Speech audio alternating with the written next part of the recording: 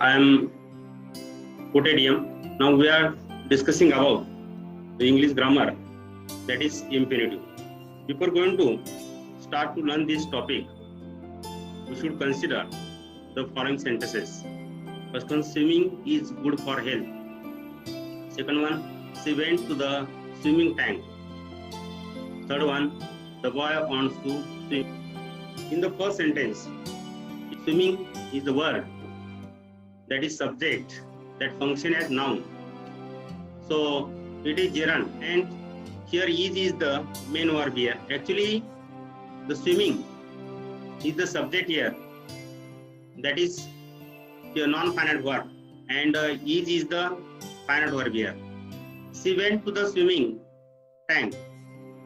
In this sentence, the main verb is went, that is the finite verb, means that change according to the change in subject.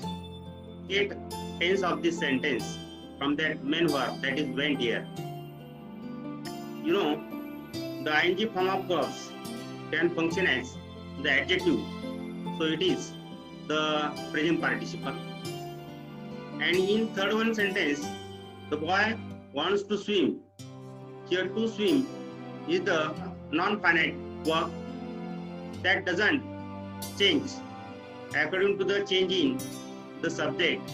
So it is the non-finite verb, and wants is the finite verb, because we get tense from this verb, and wants is the verb that change according to the change in subject. Suppose actually the verbs are of the two kinds here, finite verb and non-finite verb.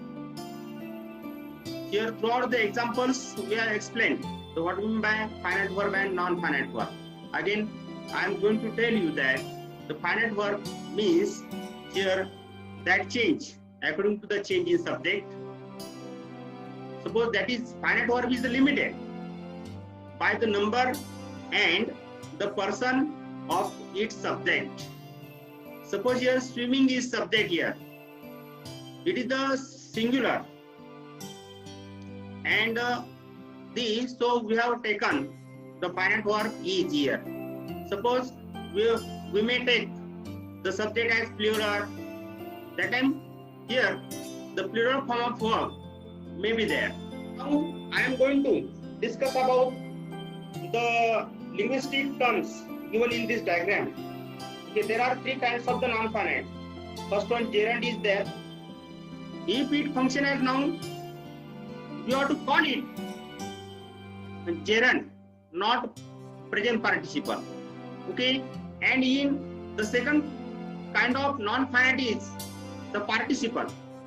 Actually, there are the three kinds of participle.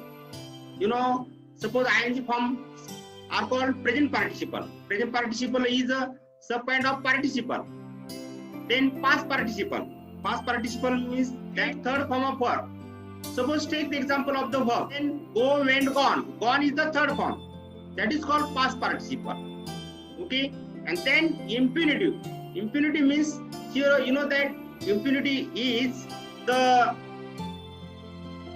basic form of verb, with or without to.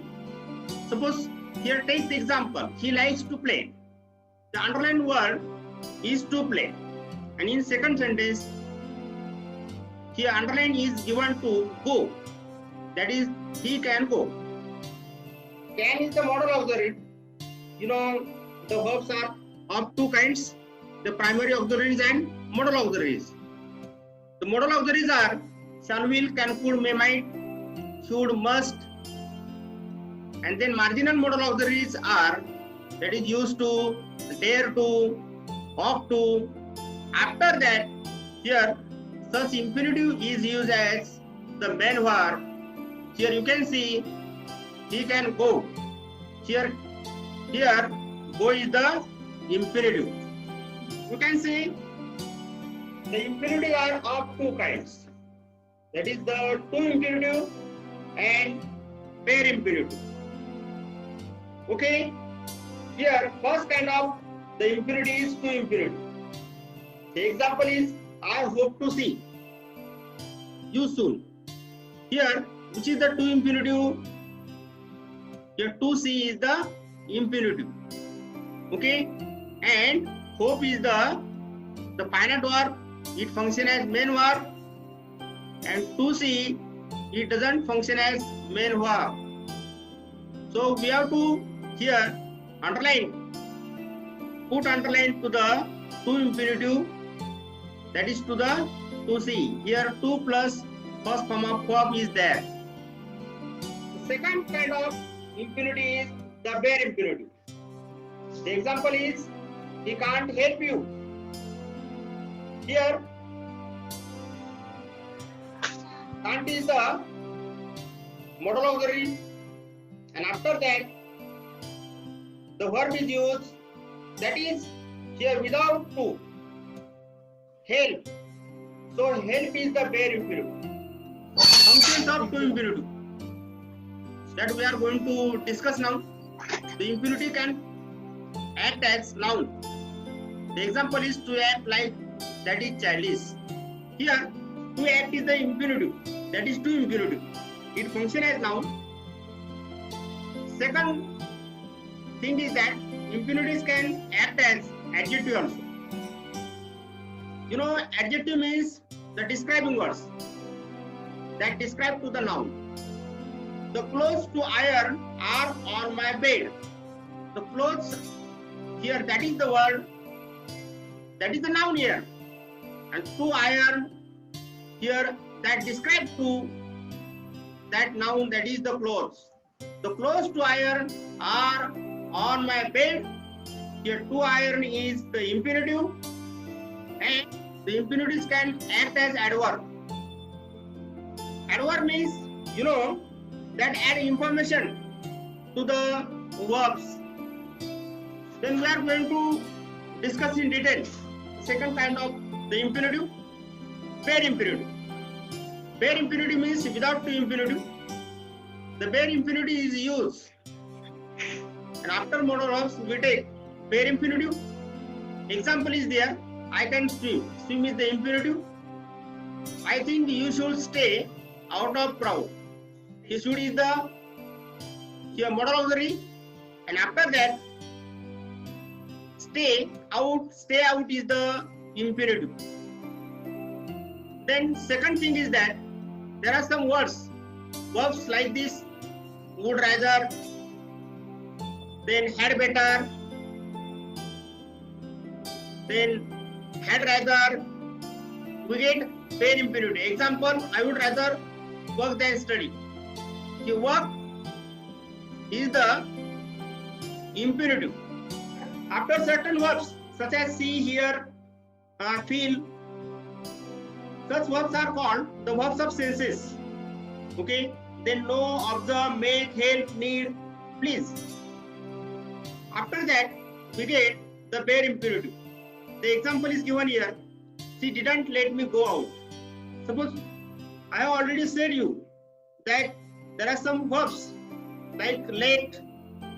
After that there is object, and after that we have to take the bare infinitive. The teacher is having the students do the exercise. Actually here having the students do, here do is the bare infinitive.